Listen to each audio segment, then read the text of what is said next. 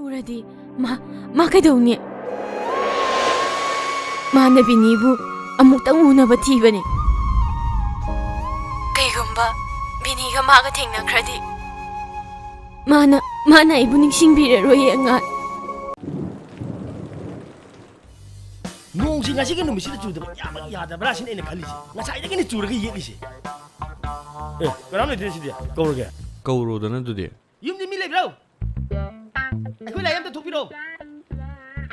na tadi leram ma poche singi pura thakide ba as nang jidibo khangbu khangi nati thangnabana tardi kainom khangarni amni tumi lebam ta nang disigum je kya hainaro moine ha female jana da pokadam nang na pumbam sobe dagi male pokpai wane ba nang na haribo wado ai kishu yaba ngamu ai gishu ai ni khanjabi kana gumbi male ma tana ai gi thamoida kana gishu mami ta hoiba yat si hai dana nangbu ikai ba bibani ni khangan nong madi soidana nangna imau sibu nungsirakani khanna aikhoi tominna laigibani matam koina dagi aina mabu amutu ge khanduna garakani mikuptuna aigi master leraba matam sida karigi aina karigi tominna laigani ai usama bini uno chakani ai usama hosan chakani ai bini uno chakani salai noi meong gi pau ai adum lawe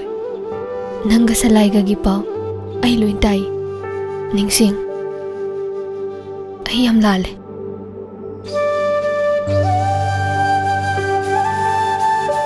ai bunga piu ko nangi minungsi phangdabada imau duna kayam wakhiba nang karigi khangde nang imau gi phattaba mahi choidina pugani nang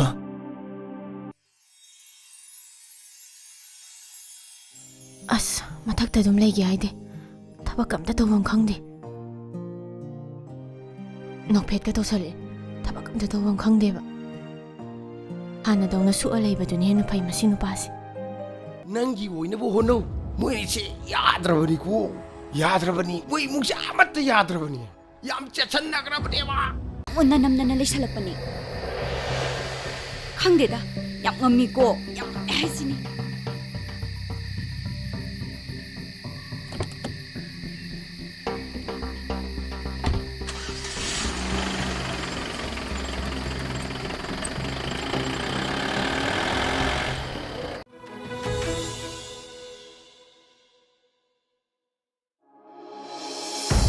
Angan ga ningsingga su thaina mari leinarame haina taine